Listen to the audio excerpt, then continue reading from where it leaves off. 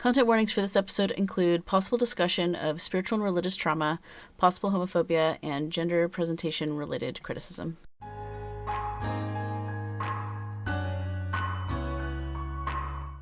Welcome to GenderMeowster Podcast Network. Genderful is a talk show featuring non-binary and trans folks discussing various topics and special interests. We kindly remind our listeners that no person is a monolith of identities. All opinions are the speaker's own. This show airs live on Twitch at twitch.tv/GenderMeowster, and VODs with show notes can also be found on YouTube.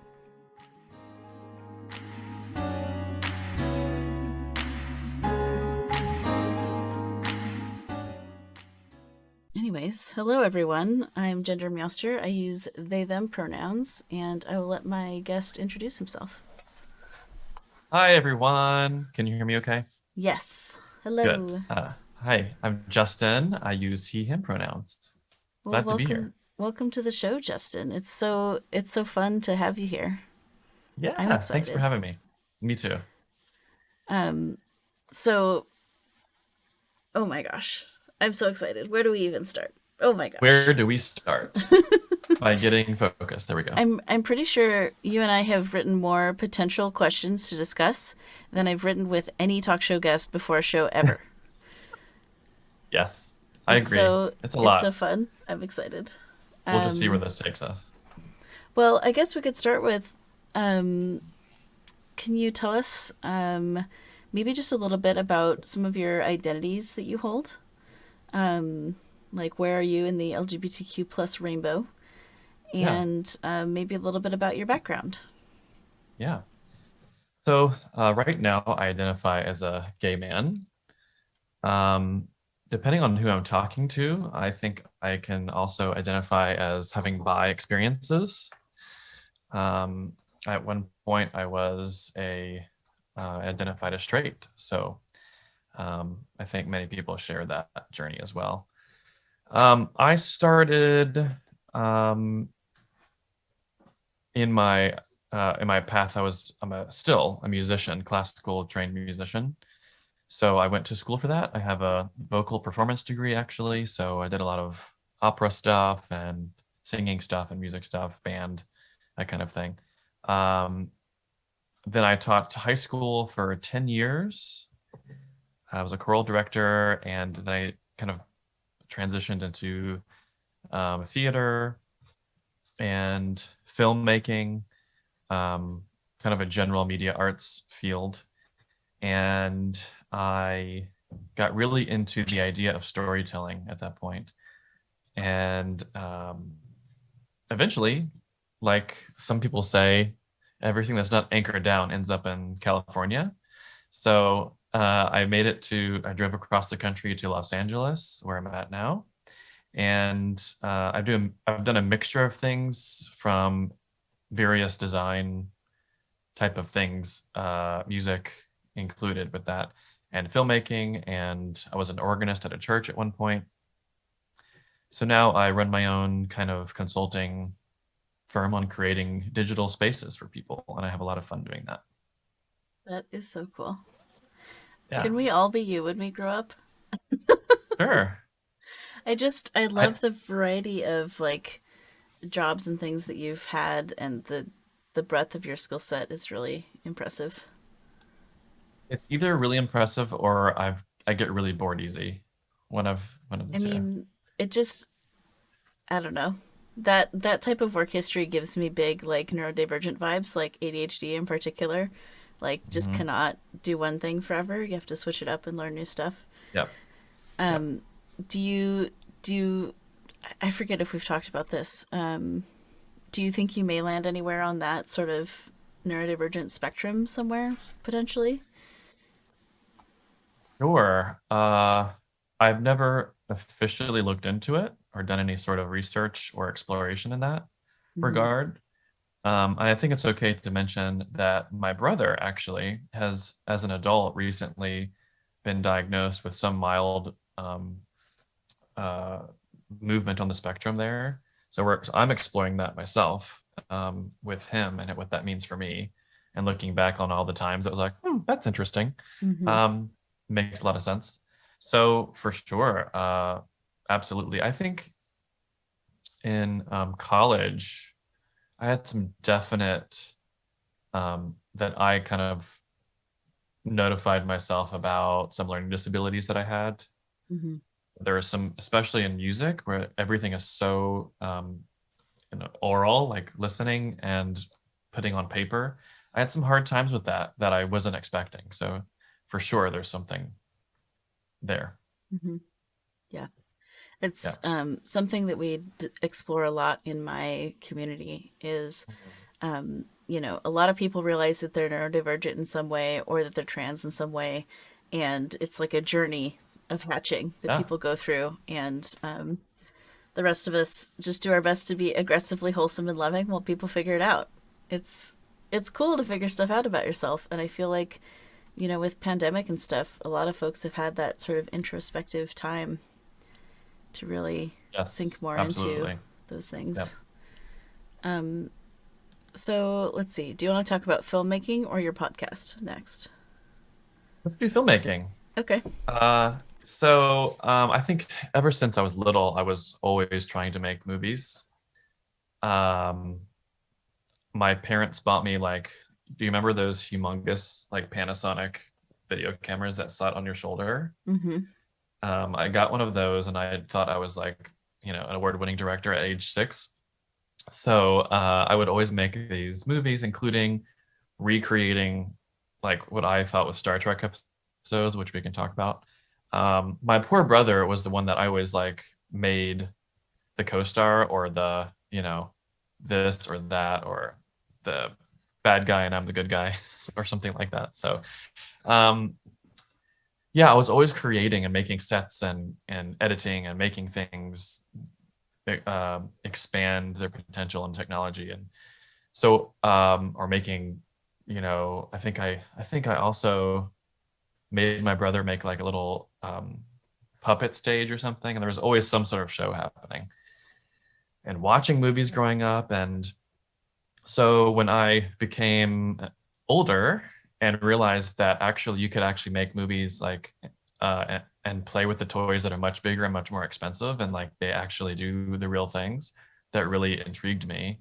And I really dug into it, and I was invited to work on my first actual for reals film set by a friend of mine who was directing a movie in Charleston, where I grew up, Charleston, South Carolina. And that Mm-hmm. was such a cool experience. The movie's actually, and it was actually an LGBT themed movie. And I can plug it if you don't mind. Um, it's called The Wise Kids, directed by Stephen Cohn, a great friend of mine. And it was about basically our story about growing up gay in Charleston in the South, surrounded by some religious environments. So I worked on that film in production, but I also got thrown in there as an extra because we needed some extra things at like 3 a.m. And so I do appear in there. So it's kind of funny to see myself in there. I think it's on Netflix still, but it's definitely somewhere. Um, but this certain director has directed a handful of award-winning LGBT themed movies, and they're great if you want to look them up. And I can send those links later on. But so I was firsthand thrown into this environment, and it just was magical to me, like the element, like the lighting and how that works and the camera angles. And I wanted to learn everything there was to know about it, since I've been kind of exploring this since I was a kid. So long story longer, I guess, that propelled me into Los Angeles, where everything was happening. And so I worked on many sets, often for free or a little pay, just to be in that environment and learn as much as I can to be a filmmaker sponge. I really, really enjoyed it. And in some regards, I still am attached to that now. But yeah, it informed definitely what I do now, which is to refine the way that I try to tell stories visually on a screen in front of us. I still am directing. I'm directing a documentary right now that I Mm-hmm. started in 2013, and we're still going. The working title is The American Chorister, and we can talk about that a little later with some other related topics. But hopefully, it will be wrapped up in the next couple of years. As with most stories, when the pandemic hit us, it changed the course of the storyline. So I was actually ready to kind of wrap up that story and put it out there, and then COVID hit, and I was like, wait a minute here. I mean, this is what's happening. This is the story. So now I've had to Mm-hmm. extend that a little bit. as with everything, it's touched all of us. So that's where I'm at with that. And in a micro sense, if you don't mind me going into the path of social media for a little bit, Sure. What attracted me to it was going from the progression from teaching to filmmaking to social media. Was it dawned on me that Twitter was like a little micro movie that I could just keep going with it, and all the stars were real people that you can tell stories with. So once I realized there was like an ongoing storytelling aspect, it really fascinated me. So I've always had that approach to it. So now I'm fully involved in the social media land and how I can, number one, help find people's stories, often with people that have difficulty telling their own stories. It's probably my favorite thing, is to try to uncover that for them or with them, and also, you know, help people realize that their story is worth telling. So it's really lots of fun. So that's where I am now. That is so fun. Yeah. In the Twitch chat, people are saying, "How does Meowster know so many cool folks?" So people Well, it's think you're cool. obvious, isn't it? I just said I'm lucky. That's how You're I know so surrounded by many cool coolness folks. because you're cool too. No, that's so kind of you. Yeah. Um, okay, people are excited about Star Trek. Can you tell us more about your love of Mm, Star Trek? absolutely. So I think, as you and I have experienced, I talk about Star Trek endlessly. It's just I can't help it. Um, Fair warning, for I know that this is a very, touchy subject worldwide, but I'm the type of Star, and I'm not quite sure what the term is. I know there's Trekkie and Trekker. Um, Although I embrace all of the Star Trek's series mostly, I'm not. I generally don't align myself with the original series. I'm not against it. I just don't. I just haven't delved that much into it. So, um, I think as a born in the '80s kid, I always saw The Next Generation aired late at night on television, Mm-hmm. or at some, odd points of the day. And those are one of the things that I tried to recreate with my brother at home, like making these episodes, trying to make the ship noise. If anybody remembers the video game Star Fox, Mm-hmm. there is this sound that you could make that would cause this whirling sound. I was like, that sounds a lot like the bridge on the Enterprise. So I made it do that, recorded it, made that like our ship noise, and we were on the bridge. Ridiculous. That's Um, awesome. Did you ever try to recreate, like, shot for shot, an entire episode? Moments of them, yes. Not an entire Nice. episode, but that's an interesting idea to do now. Um, so I would try. What I did try to do is try to recreate the elements as much as possible to real life. So like Mm-hmm. the sound effects, the transporter effect. I figured out that if you just stand in one place and then do a cut and then disappear, it would make it look like you transported all those things. So my poor brother, that I made him do all that stuff with me. That's so fun. Uh, yeah. So growing up older, having just watched it and being cool and techie, I think I was attracted to the technology and the beeping sounds. And I'm a bit of an audiophile, meaning I really like the sounds and music of a cinematic experience. It's one of the first things that I pay attention to. And as a director, it's also very important to me. My first short film that I directed, I was very, very close friends with the audio person because I wanted to capture every moment. If there's sheets on the bed, I want to hear the crispiness of them rolling over. I want to Mm. hear the environment in the room. I want to hear the picking up and putting down of the cup and the sauce. All that stuff is very important to me and helps me create a story even more so than the visuals sometimes. Maybe that's why I'm doing a podcast now. Who knows? But so that was the first experience in my Star Trek world. I just loved the attention to creating the world with nothing. So beeps and sounds and the computer voice with Majel Barrett's voice. Oh my God. Uh, then as I got older and I started to experience the difficulties in life, I began to see that these episodes were comforting, and they helped me to see the world through a lens, and help through allegory and storytelling how to kind of move through them, really. So I always tell people that there's a Star Trek episode for every moment in life. Hmm. And I think even in conversations with you, Mouster, I've said, "Oh, there's a Star Trek episode about that." Mm-hmm. So I firmly believe that, and it always comes up. I know the episode and what it was about, and it kind of helps me to process different trials that I face, or even good things, actually. So it means a lot to me, and the fandom of Star Trek and the stardom and the people in the cast are special. It's a special community. So um, yeah, that's the basics of it. We have a question from the audience. Have you watched the Okay. newer Trek series, Discovery, Prodigy, Picard, and Lower Decks? And if so, how do you feel about them? Yes. So first of all, absolutely in love with Prodigy, Mm-hmm. the animated series. Um, I will fully admit right here that I am a fall over hand and foot fan of Kate Mulgrew, Yeah, Kate Mullgrew is pretty who great. plays Captain Janeway on the Voyager series.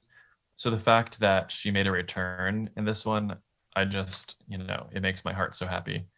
And the producers of the show did such a good job in melding new experiences while relating to the old, and the Trek storytelling that I personally enjoy. Mm-hmm. Um, and speaking of audiophileness, I love her voice. So um, whenever I started my fanboy obsession with Kate Mulgrew, I started looking into more about her, and started reading her memoirs, or anything that she reads on audiobook. Mm-hmm. And She's so I great in actually, audiobook. absolutely, and I started to actually discover that Kate Mulgrew as a person was really interesting too. So I've followed her as an actor and her journey as well. So there's that.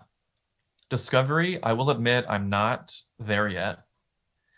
I've watched When it first came out, I watched the first few episodes, and I was just really disappointed that it wasn't the same feel that I was Mm-hmm. used to. Um, so I sort of left it for a bit, and I was raging like it's not really Star Trek and all these things. Um, I'm now making an attempt to rewatch it, Mm-hmm.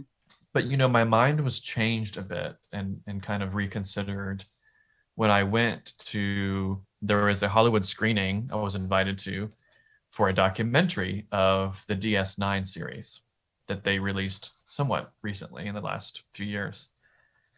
And some of the cast members were here at the screening. I forgot even why I was invited to this.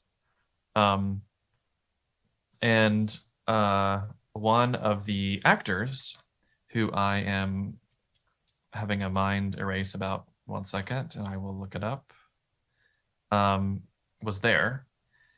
And a similar question came up from the audience about sort of how I expressed my distaste for Discovery or something. Mm-hmm. And his answer it really made me think differently about my own perceptions of it. So Sirach Lofton was there, who plays Jake Sisko, as well Mm-hmm. as Aaron Eisenberg, who plays Nog. And I have this sort of history of experience with becoming friends with or meeting Star Trek actors. It's this wild thing um, that I'm not complaining about. But Aaron Eisenberg and I met at this screening, and we just got to talking. And anybody that you ask will say Aaron's like that with everybody. He just loves anyone and everybody. But he responded and answered that, Star Trek is not this two-dimensional thing. If you look Mm-hmm. at Star Trek as this sort of jewel, as this multi-surfaced diamond, if you will, it's not one thing. If you look at it from this angle, it's this way, and if you look at it from this angle, it's actually this thing. But as a whole, it's beautiful. Mm-hmm. And so his wonderful analogy of that had me reconsider the actual universe of what Star Trek is, and it's not this one-dimensional perspective thing. So, and unfortunately, he passed away a couple of years ago, I think, and I really mourned that loss. Mm-hmm. But we had conversations on Instagram together, and we were always just celebrating each other's accomplishments and lives. And I've met quite a few Star Trek actors. I've met um, one of the kind of stand-in actress for a guest role on an episode of Voyager just by chance at some convention, and he was super nice. I've met Armin Shimmerman, who plays Quark on Deep Space Nine. Wonderful, amazing person, wonderful actor. Just that whole everyone that's connected to those series are also wonderful, amazing human beings, and fight for things like progress and love and equality. And so there's many reasons why I'm a Star Trek nerd. It's just it celebrates the good things about being human. Yeah. Yeah. Um, folks, folks in the Twitch chat are talking about the trans representation in Discovery and how interesting and cool that has been. It comes a little bit later. I don't think it's in the very first episode. Um, Yeah. if I I've heard that. remember, with Yeah. Prodigy, don't they have a? They definitely have a mix of races. Do they have Hmm. they them people in the first episode? I'm I trying don't to know. remember if that little I don't squad, know. that little beginning crew. Um, Right. yeah, I don't remember off the It's a top good of my head. question. I don't either. Um, so I feel like sometimes the captains in Star Trek do an excellent job of demonstrating mentorship to um, commanders and lieutenants and all of that. And I wonder if you could tell us a little bit about your mentors in your life. Hmm. Nice segue. Um, yeah. Um, I would say most of my mentors in my life have presented themselves as women, and that's been a common theme in my life. And I talk about that on my podcast too. Mm-hmm. And I write about it. I've written a few articles about it in magazines that I've been asked to write articles for. Uh, and it's probably why I tend to gravitate toward Kate Mulgrew and her character on Star Trek. There's something about that I find, and even my own mother, something I find about any sort of minority or someone that's had to face adversity and fight through it, that I relate with. Uh, there have always been carefully guided actions and wisdom imparted, and um,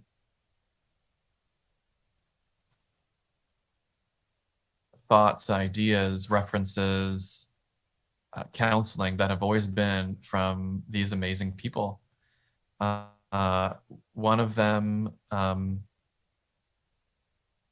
one of them was her name is Valerie, and she was a mentor in my music school. She was the dean of music where I went to college, and very influential in sort of being patient with me as a kind of confused young gay kid going to a religious college, and helping guiding me to find myself, and giving me the tools to do that too, as well as just even, I mean, being in the music world, the classical music world, where it's so much self work, finding your own literal voice, Mm-hmm. finding your own musicianship. It takes a lot of solo work as a music major. You're in a practice room 80% of the time. Yeah, You're you not are. going out and having fun. You're That's by true. yourself, and you're doing a lot of self work. And when you do it through music, it can be, if you're not prepared for it, especially if you're going through some identity crisis, as I did as a gay man, having a girlfriend in college at the time and not knowing what all this means. Why am I attracted to the boys at school and not the girls? And what's going on? Um, why are my parents not here right now? There was a crisis happening at home at the same time. What do I do with this religion thing? at the same time having to really dig deep into characterization when you're singing songs and touching that spirit soul part of you to have an effective performance Mm-hmm. and not completely losing it on the stage. So you did a lot of self work in there. Um, so to have the correct mentor at that time, at those times, were really essential. Even if it's just going over a piece with my pianist who happens to say, "Hey, are you okay? What's going on?" Mm-hmm. Coming out to them and then getting some wisdom just at that moment, who happened to present themselves as female, and it just seems in my life over and over and over again, these women have always been there where men haven't, or either just haven't chosen to. And that's not exclusive, of course. There's been amazing men that have been in my life that have contributed, just not as influential. Mm-hmm. Um, Um, many Go of ahead. us have in-person mentors, but just as I just mentioned, literary or fictional mentors are just as important, I think. Mm-hmm. Folks Just who as set the example and sort of have walked the path before us. right. Yeah. And even fictional characters like Captain Janeway is huge, huge, huge, huge for me for many reasons. Uh, and I, coming from a cis male perspective, being grown up in that environment, there's a lot of content out there geared toward women being role models for little girls, but I think women can also be really great role models for little boys, and I'm one of them. And Mm-hmm. I think we should encourage that there's not boundaries with that. I think there's all sorts of good that can come from that too. Yeah. Yeah. Um, so I'm wondering if you want to talk any more deeply about what it's like being in the sacred music and creative space as a cisgender gay man. Because I know that you Yeah. do this contemporary too, like right now in your life, you're working in sort of a music space at least part of the time. Mhm. I imagine also with pandemic that's added a lot of complicating factors that you have to navigate. Yeah, of course. Well, yeah, I did grow up in a Christian household in the South. Um, very early on, I was such a confusing time Mm-hmm.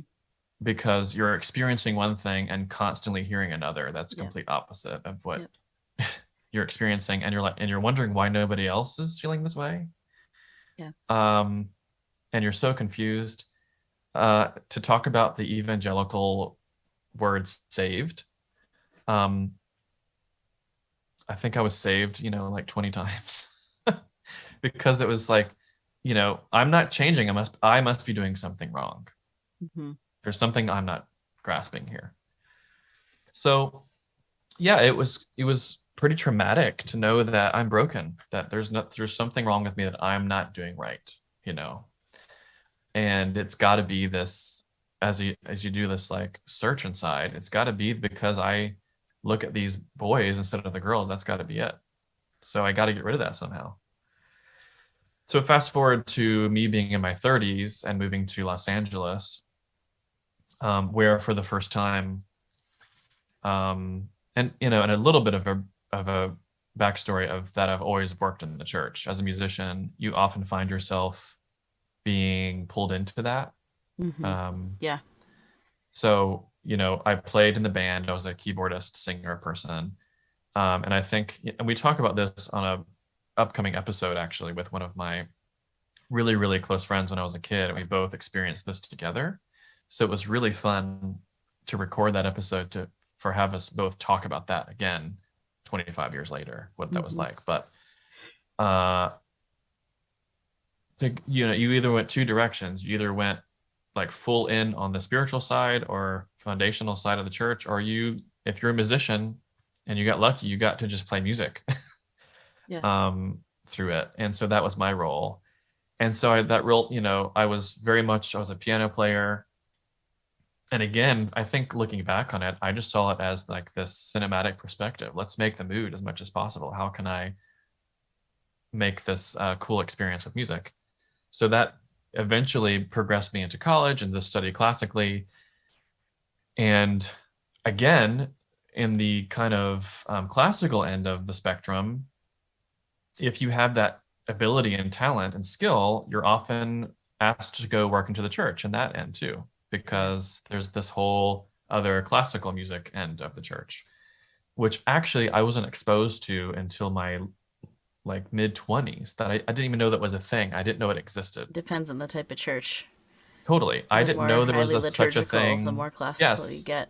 Yeah. I didn't know the word liturgical at all until like my mid 20s. It's And okay. I just have 2 degrees in religion to get that word. uh, hey, I have a minor in religion. I don't know if I told Nice. you that. Um, I started as a but music major, and then it was too hard. I couldn't learn how to play piano, and those practice rooms were too. It's yeah, too much. Being in those practice rooms all that you time get is it. too. I do. It was too big of an ask. I Yeah. wasn't ready for that level of shadow work, I think. Oh gosh, yes. Uh, so I didn't even realize that it was a possibility. We took a in my choir we took a like a choir trip to Hmm. England, and we were the Nice. choir in residence at this big cathedral.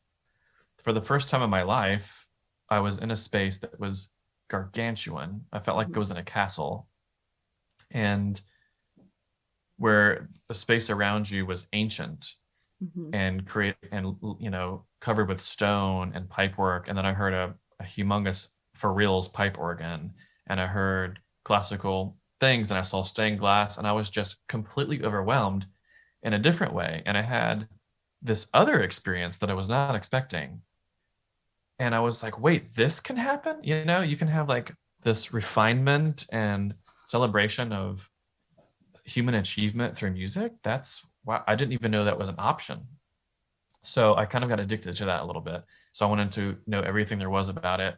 And eventually I was curious as a keyboard player about the pipe organ, this ancient instrument that sometimes are thousands of years old in their construction, right? And that Bach himself played. And, so I get really interested into the archaeological study of it, and where the space itself is part of the instrument and your design of it. So I started to study that, and that landed me eventually to California as an organist in Northern California. And then I started to realize when I was in Los Angeles at this other church, because of music once again, that the priest of the church was an openly gay man. Hmm.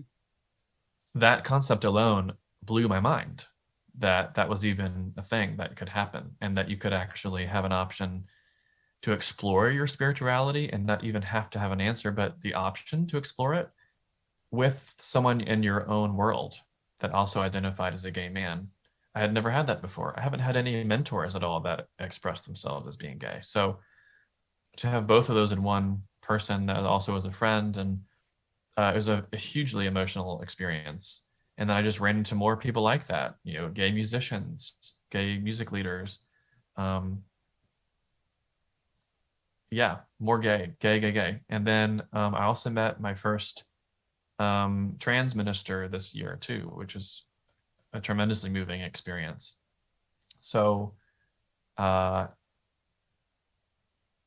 when I say, I mean, I guess depending on where I am, when I say that sometimes I'm a gay musician in a church, there's a little bit of a double take. How does that work? What do you Hmm. mean? Um, to me, or for me, it has less to do with the actual dogmatic religious experience and how to put those together. It's more about the exploration of it and the permission and freedom to have the mystery celebrated in a space that is a sacred space, and allow you to have your own encounter with it. The permission to do that and not be told or rushed into it. And for me, I did that exploration musically. Hmm. Uh, and I chose the path of having this classical music experience as opposed to sort of the rock band experience. Not saying that that's a poor choice, but for me, it was a much more intense and meaningful experience to explore it that way. So I'm still doing it. I think also I've given myself the ability and permission to explore the range of my spirituality. I think now I identify as probably agnostic, but Mm-hmm. even knowing that I perhaps right now today will take that label, I'm still welcome to explore it in a church setting, or not, or whatever I want to do is very freeing. Um, so I wonder if you would share your fabulous nail polish with us, and then maybe tell us about what it's like being a cis gay man who appreciates and embraces femininity, who presents a little bit gender wonderfully in Los Angeles. Yeah, okay. So these are just things I like to do, have fun when I travel, actually, because it's been the norm lately. Um, so these are my hands. So I don't know, I'm playing with the idea of switching things around on myself. So I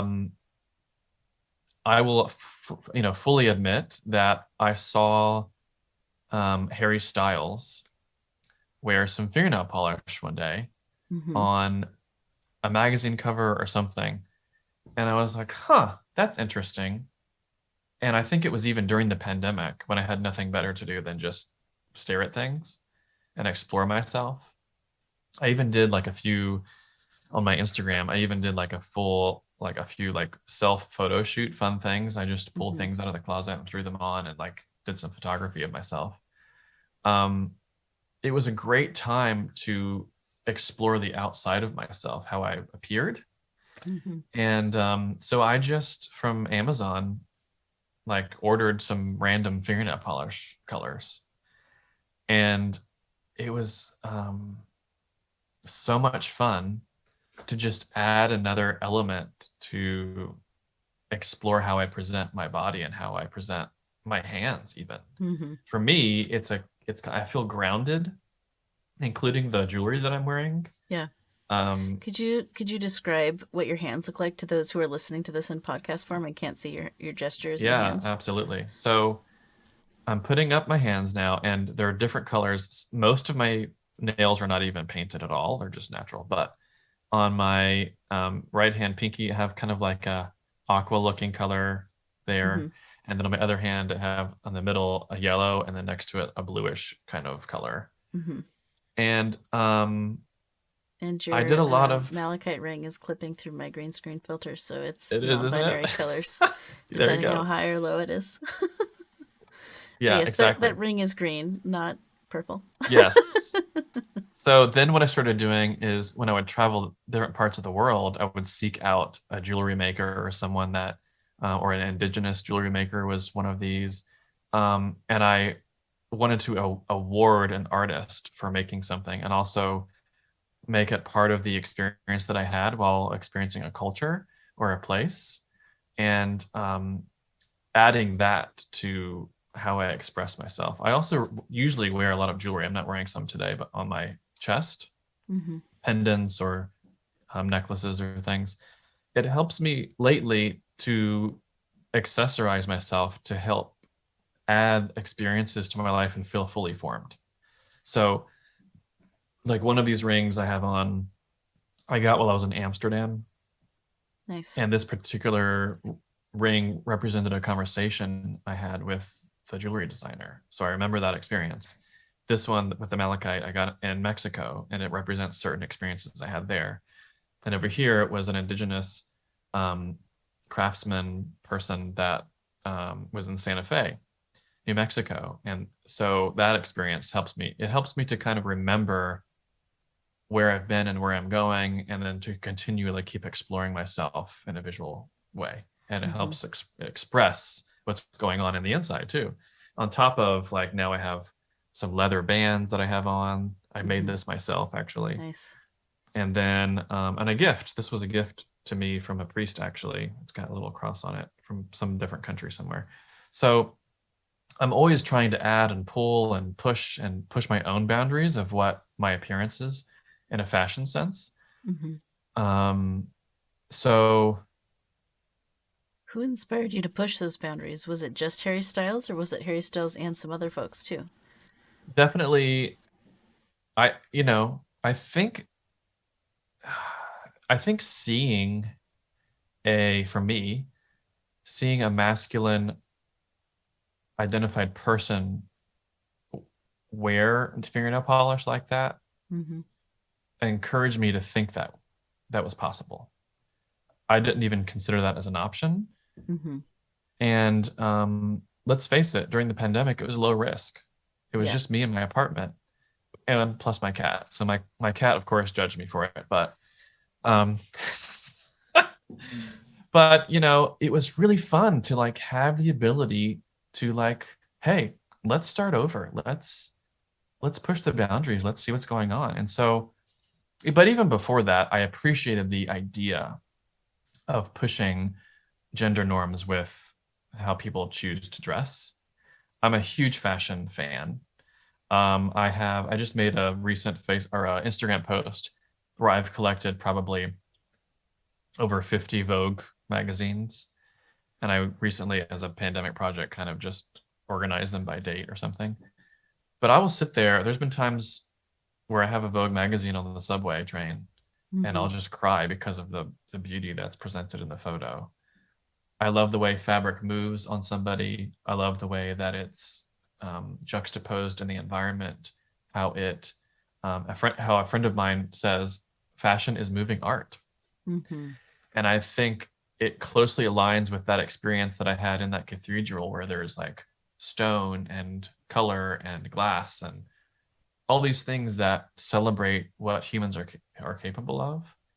So fashion is just another one of those elements of art that uses different fabrics and materials to put together this thing that you can actually wear or present or put out there, not just for yourself, but how you want to be seen in the world. And so I'm having a lot of fun right now to see what's next for myself, to just push that a little bit more. For instance, I just had this idea recently that I would like to maybe find something that would add the idea of a skirt to myself in Los Angeles, and like along with a traditional pant or something, like that'd be fun. Like just the ability to have fun with what I'm wearing is hugely exciting to me. So I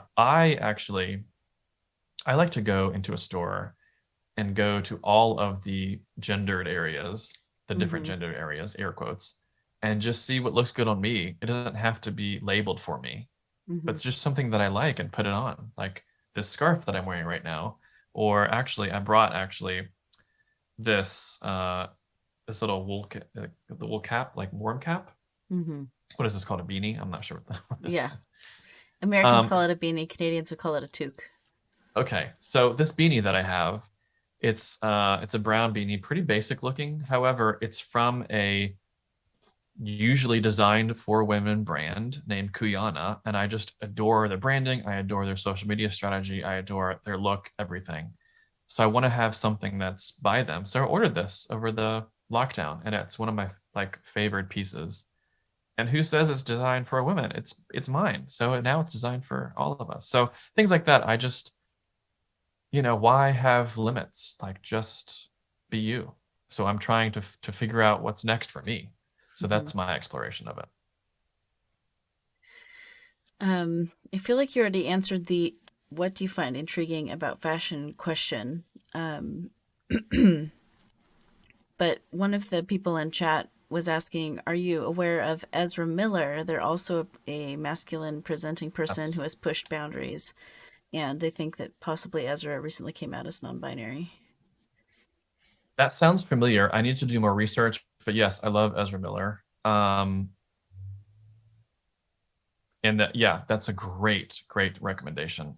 Um, and I think I'm blanking. There was an also related Vogue cover that had a couple, a cis het couple that push the idea of wearing each other's clothes, like just wearing what feels amazing or comfortable and not just being locked into a certain gender. So Yeah, that's yeah, that's pretty cool. yeah, There are some once in a while, a trans for trans couple will get together and they'll be going opposite directions, or uh-huh, not necessarily opposite on a binary scale, but just different directions, and so then end up uh-huh, borrowing each other's clothes.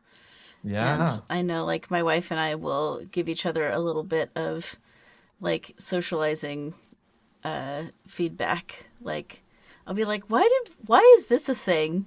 And she'll be like, oh yeah, that is a thing. Here's the protocol that I learned when I inhabited that space. oh I was right, like, oh, that's so weird. Like, for yeah, example, men's restrooms, there's no talking. oh There's no eye contact. There's yes, very specific rules about if you're using the stall hmm. versus the urinal and which urinal do you use Oh yeah, and how do you negotiate that. Like, there was a time when I hmm. went in to use the restroom and there was two urinals and one stall, and I went to use the stall, and the person who was in there already peeing was at the urinal next to the stall. And my wife was like, yeah, he's the one that messed up in that situation, because you're not supposed to be next to the stall if there's only two. And I was like, how do you know all these rules? Right, Like, it's so right, complicated. So I was I like, I don't. know, How do you communicate? I need to get past you to use this toilet because I'm not going to stand to pee.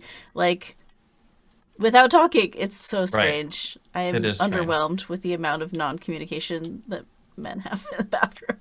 I remember It's so weird. younger. I don't even remember what timeline this was, but I think a few of us boys were curious what the women's restroom looked like, Hmm. and we just imagined that it had like gardens and fountains and like concierge and all these things. And I think we snuck in there or something, and it had like a couch or a chair or something, something like Hmm. somewhat nice, and we were just Yeah. flabbergasted. Yeah. Like, why is it so nice in here? Uh-huh. We want Because this. And women go to so, restrooms in packs and talk the whole time. right. Yeah. So It's a social yeah, event. it is totally right. I've tried to So push that norm weird. a little bit. I'll take my boyfriends, meaning friends that are boys, into the restroom with me and start making that an experience Hmm. in Los Angeles. It is Los Angeles, so who knows? But it's fun to do that too, I think. Yeah. Yeah. Yeah. I still pass enough as feminine adjacent that I can use the women's restroom without much trouble. I think as my facial hair starts to robustly grow in, if with masks, I can still cover it for the most part. But once that stops being a thing, I'm gonna Uh, have to concede and use the even though even though I'm non-binary and I'm like, there's no C option. If there's ever like a family restroom, I always use that one. I'm like, can I just have the C option, the other one? becoming more prevalent, I think, right? We're getting there, yeah. And a lot of Yeah. places have just like single stall restrooms that are all genders, and that's really wonderful. But it's like there's not enough good options. It's so weird. You All know the what's secret interesting? codes, secret boy codes. Do you know what Alamo Draft House is? No. It's like a cinema chain, like a very, very small chain Hmm. that you can eat while you watch movies. There's one that just opened in Los Angeles recently, and I love the place, but I went to the restroom there, and they have an very interesting experience. There is no women's and men's. Hmm. There are, you go like, there's either urinals or stalls, and you just go to what you need, and then there's like a shared sink space. So Hmm. you're going to be passing female, male genders in the same space. Yeah. And I love it. I mean, gender neutral bathrooms are the bomb. There's a camp that Yeah. I go to. Yeah. Um, I used to go to. We'll see. We'll see with current events the next time I get Mhm. to go do that. But where all the restrooms are gender neutral, and so you just encounter all the genders everywhere, and it's Yeah. wonderful. Yeah. Right. Yeah. I mean, it's funny. I mean, if you go to somebody's house, there's not two separate. Yeah. It's just Yeah. the bathroom. The Totally. bathroom. Right. Yeah. All right. Um, we got a little distracted by bathroom talk, which is fine. As we always do. Yeah. How has your relationship to gender presentation evolved over time?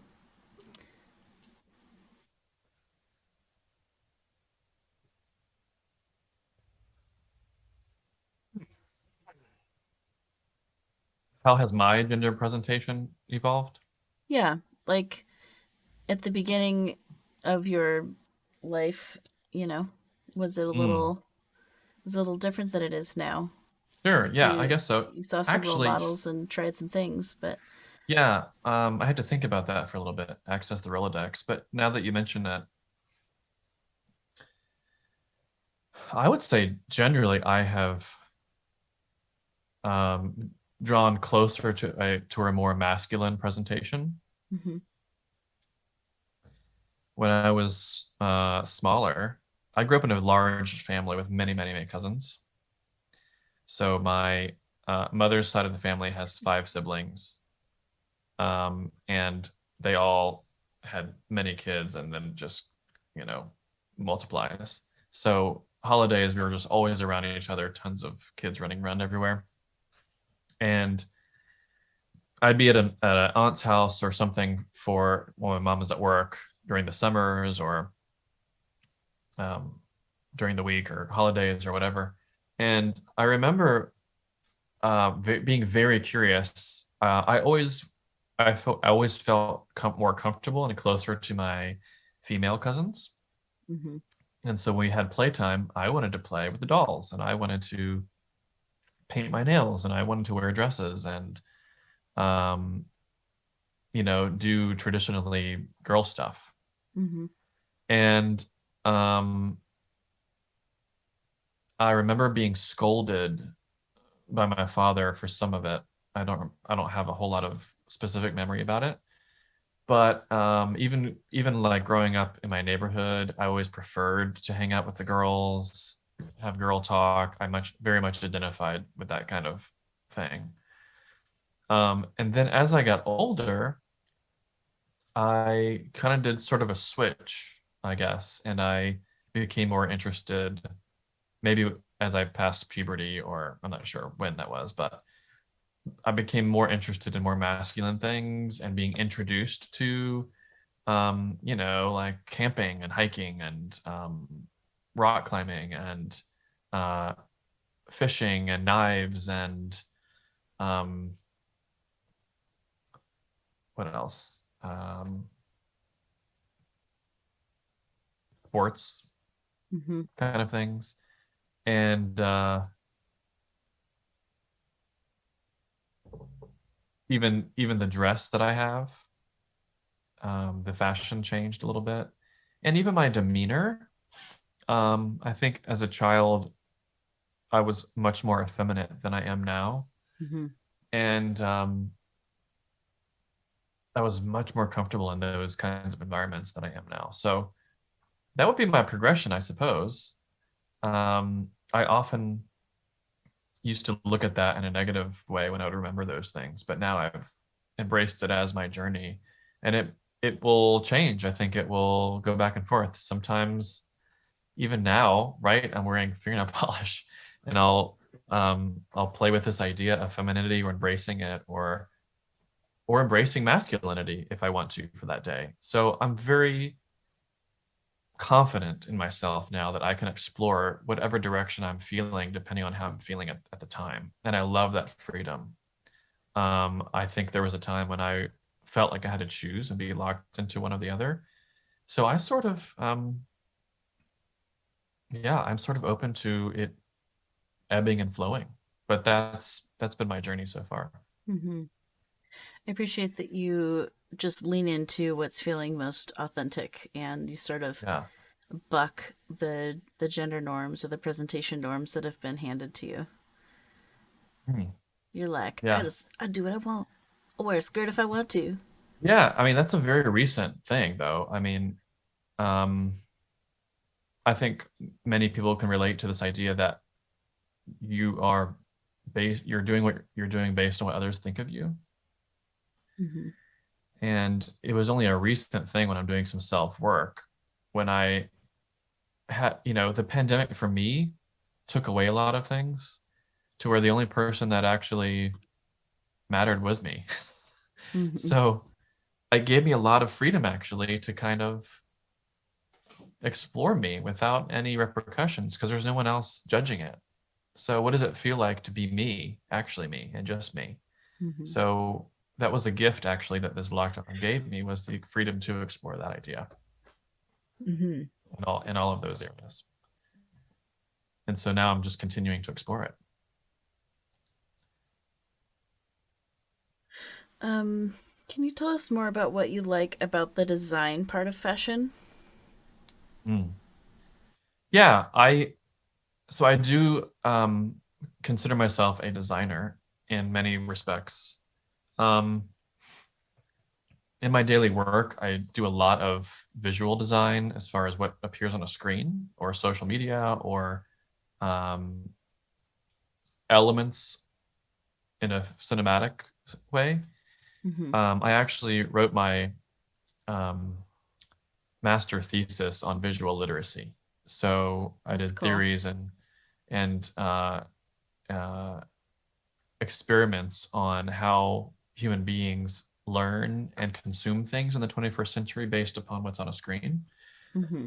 So I'm really nerdy about that stuff, and that includes font typefaces, how words appear on a screen, along with narration or audio cues as far and what visuals are. So I relate that to how you're telling a story cinematically, but also with presentation in a formal sense, like a presentation software or a talk or something. Um, but I just lost track. What was the question? I just completely lost my. What do you like about the design piece of There. Yes. fashion Okay. design? Thank you. Design. So, um, I've always been along with this idea of fashion. That always leads me to I want to know about how and why things work. So, loving the fashion is how what came from the fashion, who created it, what was the mind like, right? I think this about music too. So I'm always constantly thinking about when I am liking a piece of music or something, what was the composer thinking? What was it like in their life? So the same thing with fashion. Like, what was the process? What is the person thinking about? So I'm often drawn toward the design element of fashion and what the designer itself had in mind. Mm-hmm. And to be honest, the persona of the designer, I mean, I think we have this stereotypical personality of what a designer is. Mm-hmm. I mean, if you look at, you know, the Meryl Streep character for representing perhaps a Anna Wintour of Vogue magazine and that kind of persona of attitude or control or just this maybe Edna mode is Mm-hmm. another example. Yeah. Um, it fascinates me that kind of personality because it is a full embodiment of that person's um, idea, right? And sometimes you get this with, and one of the experiences I've had that actually saw come to life, which was kind of incredible, and you kind of get hooked on it, is I did a lot of traditional stage production and direction. And I had this experience where I was producing a musical. And when I had an idea in mind of what I wanted these characters to look like, I had the very big privilege of having a costume design department just create what I wanted. Mm-hmm. So if I say I go in to check on a sketch, I'm like, yes, that's great. This is what I envisioned. Let's make this. Then when I check on it a week later and it's created, and then I see these actors wearing it, I just was like, oh my gosh, there's like things in my head that I want to happen, and then if suddenly they're here. You can't get over that. It's just an amazing process. Yeah. So there's got to be this similar feeling with fashion design where you have these dreams and things that you see in your head that you want to help beautify the world that you're in, and you put them down on paper, and somehow they get made. And when you have the ability to influence how something is made with every detail, when it's detail oriented, and then nothing leaves the room, so to speak, until it's approved basically by the designer. I find that whole kind of thing fascinating because I think I want that for myself. I think I want the ability to have the ideas that I have in my head to really exist in the world the way that I want them. There's a little bit of a problem with that, with perfectionism, I think, too. Um, I, I want things to be this way, and I want this detail and these kind of things, and not released into the world until it's ready. But I mean, that's with any kind of art discipline. Filmmaking is not an exception. Mm-hmm. As a director, I often will say, I'm not happy till I'm happy. And I'll see when I see it, that's it. And that is the creative element of any sort of direction, art direction, filmmaking, design. Even with the design that I do now, it's not it until it's it. And it can go through 3 or 4 iterations before that's my vision. That's what I want. But that process is really fun, and it expands and pushes our ability as humans to actually create quality world-class things. And I don't think there's anything wrong with that. I think it's okay to want good things, and it's okay to push the way that we create, and to perfect ourselves. Always trying to be better, do better, think differently, and it helps me to do that, to also push my box of thinking out a little bit to other realms. So I don't know if I answered the question, but that's my thinking of it and why I enjoy it so much. Yeah. And design, in general, I'm constantly just thinking about it. It's always in my mind in some sense. I mean, I have this orange background behind me very purposefully, because that's my color right now. And so I was thinking, I mean, it took me 3 hours to put on a white t-shirt and a scarf and a denim jacket, because that's how I wanted to present today. But it was so stressful. Oh my gosh. And now it's like, oh, the orange. What does it need? I'm missing something. Oh, orange. That's what I need. That's the background. So all this fun. works together. So that's a little bit of into my mind. I just put on a clean, masculine-looking shirt. See, 5 minutes before call time. we kind of matched today, Meow Steve. We do a little bit. It's very fun. I was just thinking I need like a nice denim jacket to go with my little outfit here. Oh, yeah. I mean, I literally was in the room thinking, okay, I'm missing something. What is it? There's scarf. That's it. Or a jacket, or it needs that little touch of something. I just love that process. I love it. Yeah, it's dressing. Whether you're dressing a set, or your body, or your screen, your Christmas tree, we love it as human beings. Yes, my my friends, especially on Twitch, like to tease me that if there's cats or rainbows or it's sparkly, I'm probably going to love it. My aesthetic is very rainbow cat sparkles. I love it. And that is your aesthetic. You get so excited about that. I do. Yeah. It's very fun. So do you want to talk a little bit about like trans fashion? Like, in sort of our prep for the show, we talked a little bit about, there's a couple of Instagram accounts that you follow that have good trans fashion things. I'm curious about, when you're doing your design, do you ever think about like, how can you make the characters you're designing visually more like gender wonderful in their presentation, instead of just like very like boxed into A or B? Yeah. It's I will fully admit it's a new thought. I need more experience in it, and it's been a recent.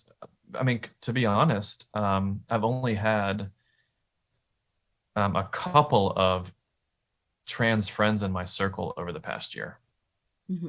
So I'm very aware of trans people, but knowing someone in my life that is trans has been a new experience for me, and it's amazing. It's wonderful to constantly learn more things about it.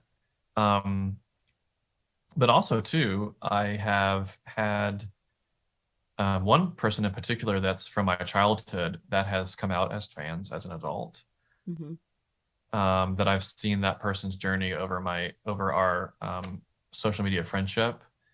And it's actually so wonderful to actually for anybody to see someone become gender wonderful, right? Like to see Mm-hmm. them, to see the look on their face change because they're in this euphoric transition, to experience just any type of um, identity euphoria, like, oh, this is me for the first time. I'm seeing me. Mm-hmm. In some ways, that's how I experience when I dress myself. Like, oh, this is becoming myself. This feels better, and it's a constant journey. Um,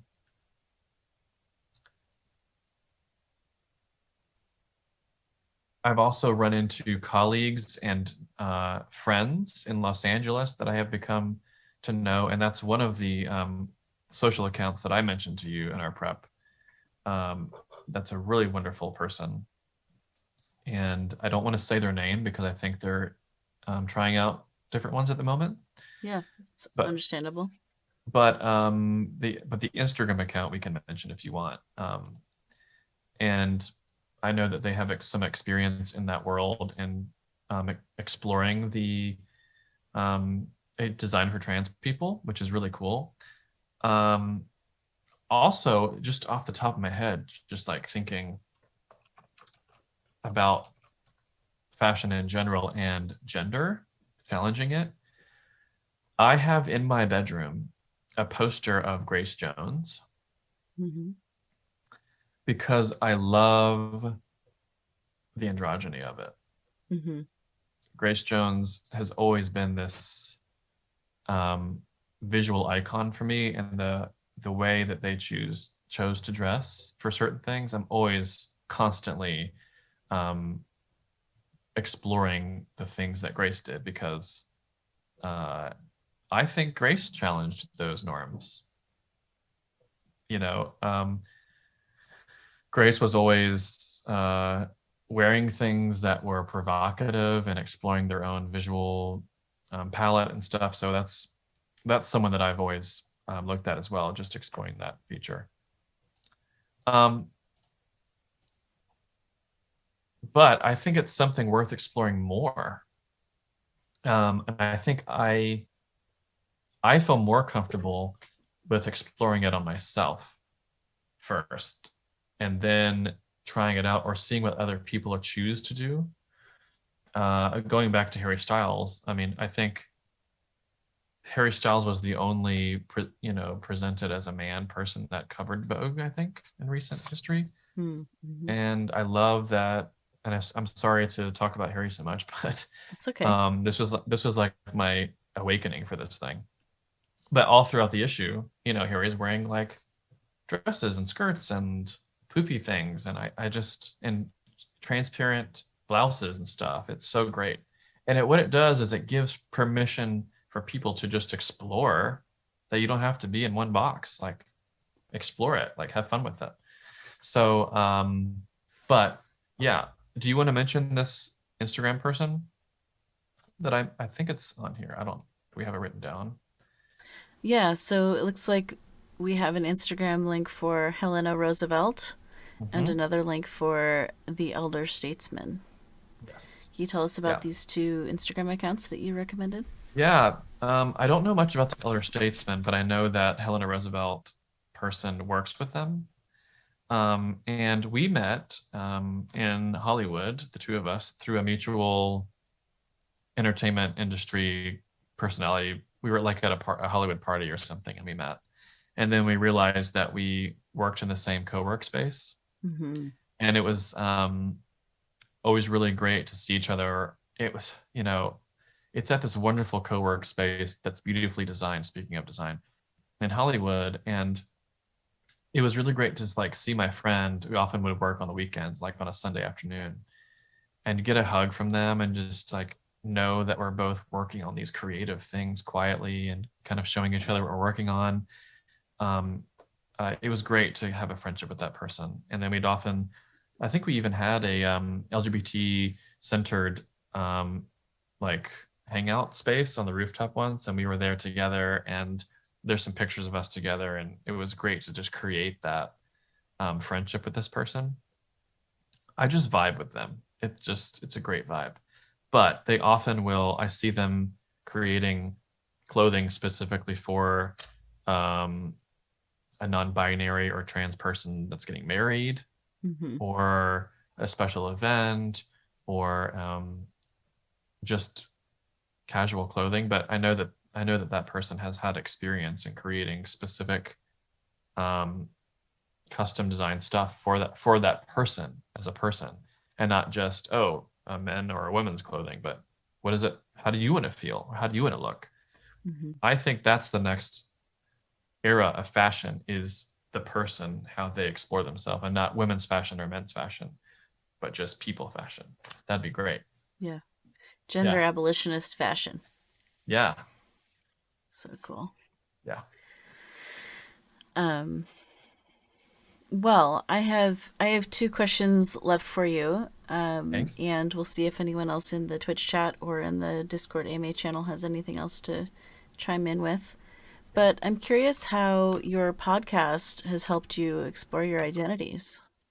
Mm. Um, the podcast I have, it's called Just in Conversation. It's a play on my name.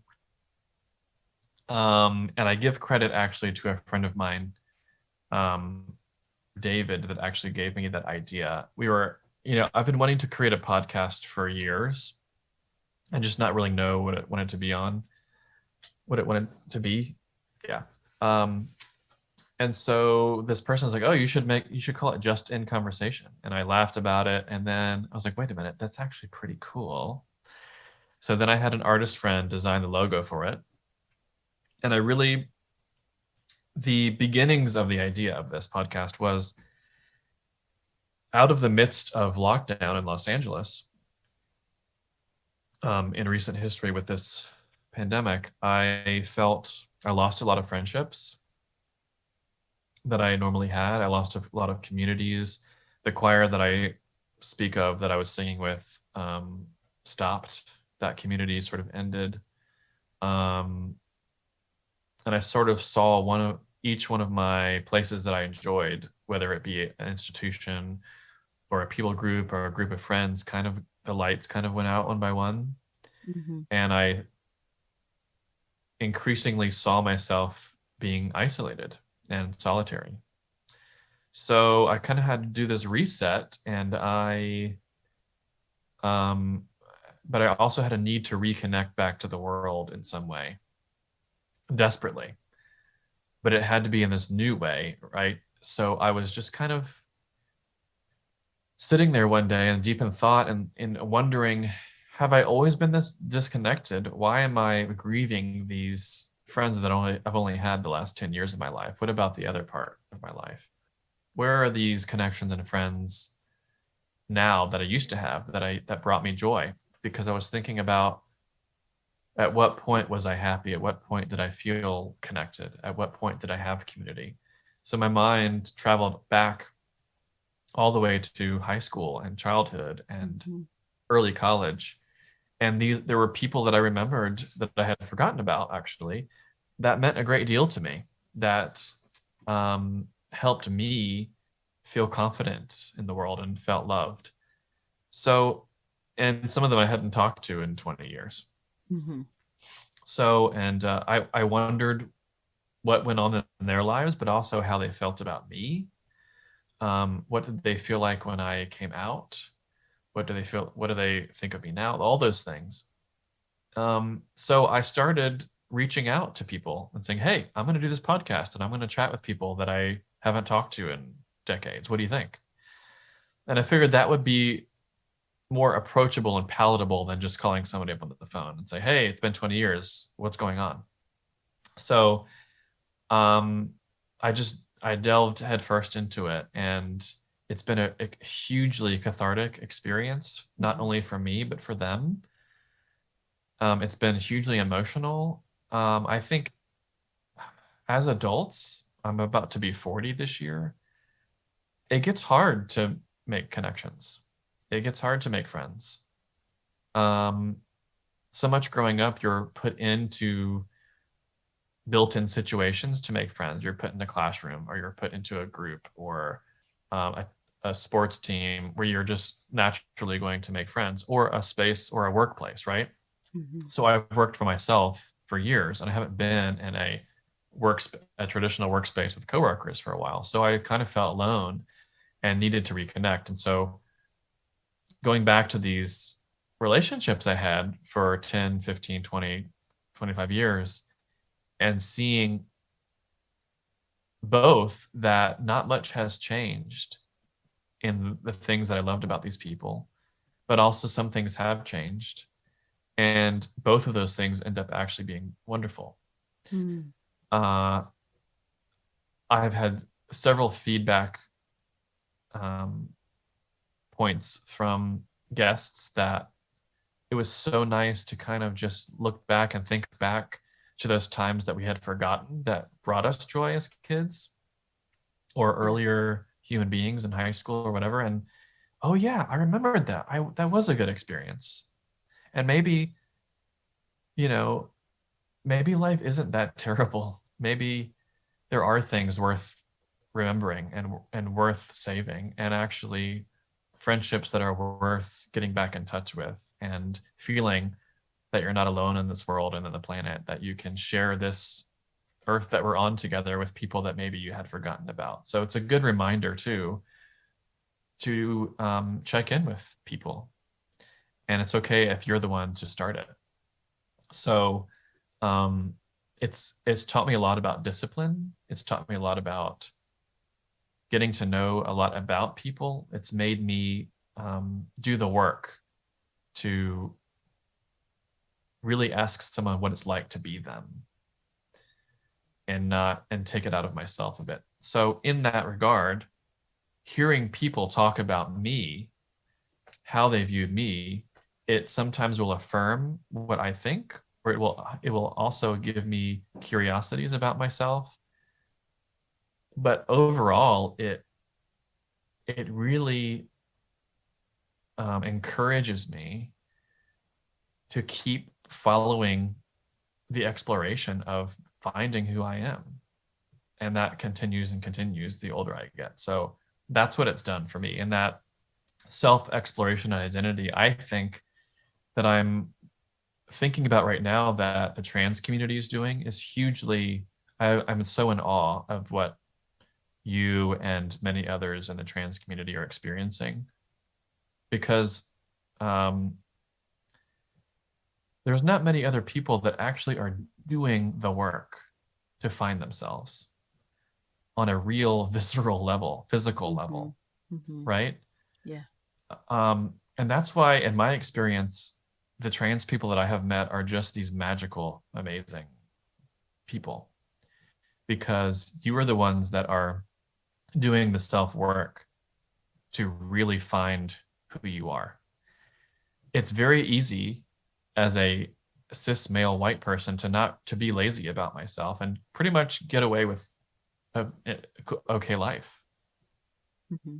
I don't have to do a whole lot if I didn't want to. It is so encouraging to see someone that is not entirely solid in their identity and do the work to constantly keep at it, to make this journey to finding who they really are and who they want to present. I think it's just amazing inspiration, and it inspires me that if they can do it, I absolutely can do it. And Mm-hmm. so it's thank you for doing that. And that's that conversation and those experiences help me to also want to bring it out of the people that I know, not just in a trans way, but anyway, explore your gender, explore your expression, explore what you wear, explore how you color yourself, explore your conversations, your experiences, get to know someone that you're uncomfortable knowing. Mm-hmm. Um, so that's what it does for me. And I love it. Yeah. Well, the last question that I have for you is, what would you like to make sure that folks know about your perspective on gender, sexuality, and design? Is there any takeaways that you want to make sure folks tuck in their cap and take home with them? Mm-hmm. I think I said a lot of it just now, but um,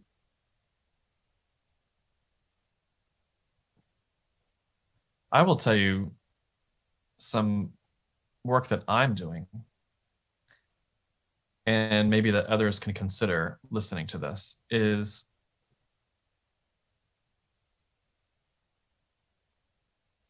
the way that you express how you see the world, the way that you process the world is probably not how other people do it.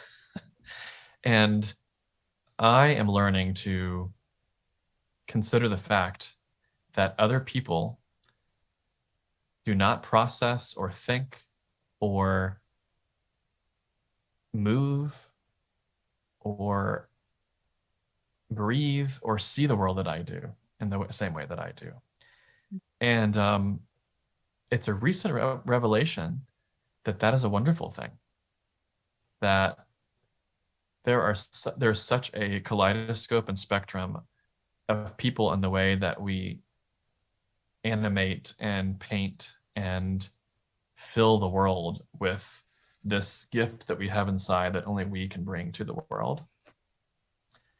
And if you don't think of the world that way, I challenge you to do that, because it can only fulfill your life in a way that you haven't imagined. And it also expands your circle of friends, and you get to see things that you never thought were possible before. And it expands, therefore, your inner self and what you're capable of. And that's what design does. That's what gender exploration does. And even sexuality, that's what it does. You're exploring what's possible. Consider the possibility that there's more out there. That's the line. Well, thank you so much for being on the show, Justin. It was such a delight to have you here. I just love your energy. Your your beard is like transition goals. I hope one day I can have a fuzzy Oh, face as fuzzy as yours. me too. We can be I'm very fuzzy fuzzy face today. friends. Yes. Well, thank you so much for having me on. I feel very privileged to come to the space. I know that it's a rarity for a cisgender person to come onto the space. So everyone that's here, thank you so much for welcoming me. And I have so much respect for all of you. So I feel very honored to be here. Thanks so much. So, as a reminder, friends, you can find Justin's content on Instagram at FuzzJustin, on Twitter at Fuzz, just 4 whole letters. You must have got on Twitter very early back in the day. Yes. Yeah. And the podcast Just in Conversation, you can actually find at www.justinconversation.com. Yes, and season really 2 is wonderful. coming out soon. There's a lot of old episodes on there, but I'm launching season 2 probably in the next few weeks. So, yay. So probably sometime in January 2020, late January. Yeah. 2022, yeah. 2022. What year is it? I don't know. I know. It's already started. So fun.